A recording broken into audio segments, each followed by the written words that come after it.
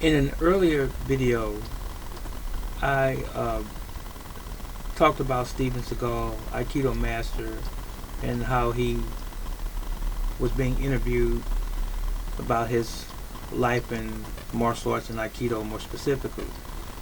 And the question popped up about Gene Lebell, Judo Gene Lebell, uh, and Bruce Lee, as far as rumors that had um, surfaced on the internet over time about Lebell actually teaching Bruce Lee or not teaching Bruce Lee, and even submitting Bruce Lee in some kind of hold. I don't believe in that, and uh, Steven Seagal didn't believe it either. As a matter of fact, he said that Gene Lebell lied about that part.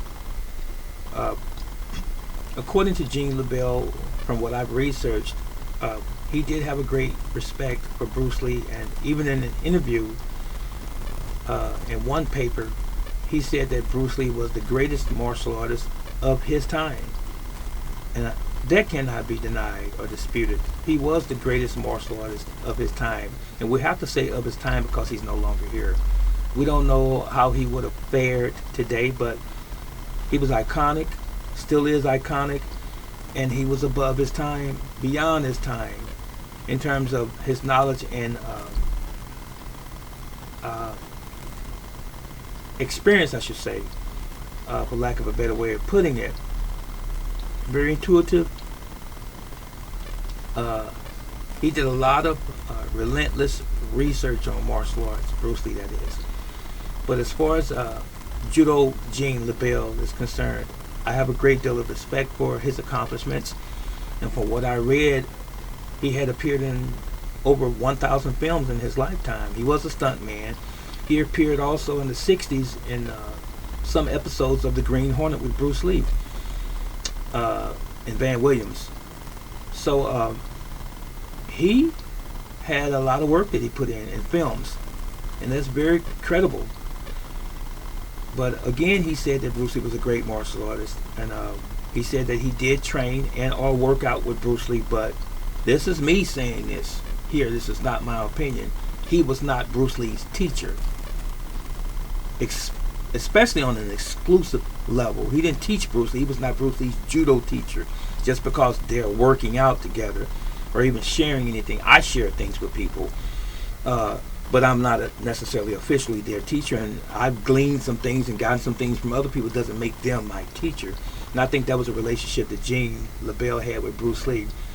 And to my dismay, not too long ago, I had found out that I say Master Lebell, Gene Lebell, Judo Gene Lebell, passed away this year, August the 9th, 2022. And that's a lot of years.